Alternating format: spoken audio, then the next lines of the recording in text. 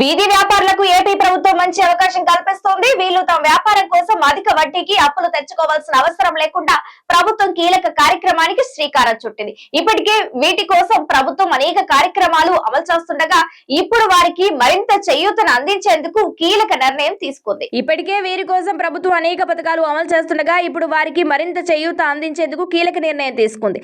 చాలా మంది వీధి వ్యాపారులు వడ్డీ వ్యాపారుల వద్ద అప్పులు తెచ్చుకుంటూ ఉంటారు. అలాగే బ్యాంకుల నుంచి గోల్డ్ లోన్, పర్సనల్ లోన్ లాంటివి తీసుకుంటూ ఉంటారు.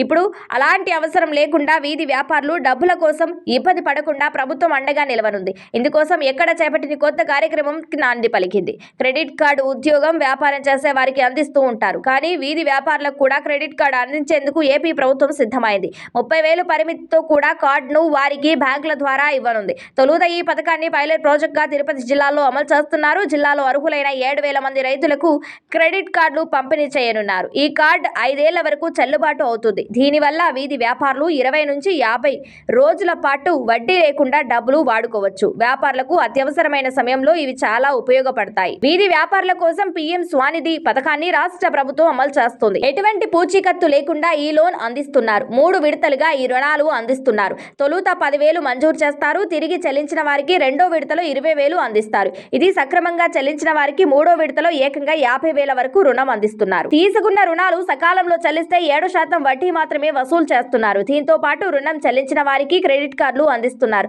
తొలుత తిరుపతి జిల్లాలో వీధి వ్యాపారులకు ఇస్తుండగా త్వరలో రాష్ట్ర వ్యాప్తంగా ఈ పథకాన్ని అమలు చేయనున్నారు. దీనివల్ల వీధి వ్యాపారులకు ఆర్థిక తోడ్పాటు అందించినట్లు అవుతుంది. అలాగే వారి వ్యాపారానికి ఇబ్బందులు లేకుండా డబ్బులు అందించినట్లు అవుతుందని అధికారులు చెబుతున్నారు.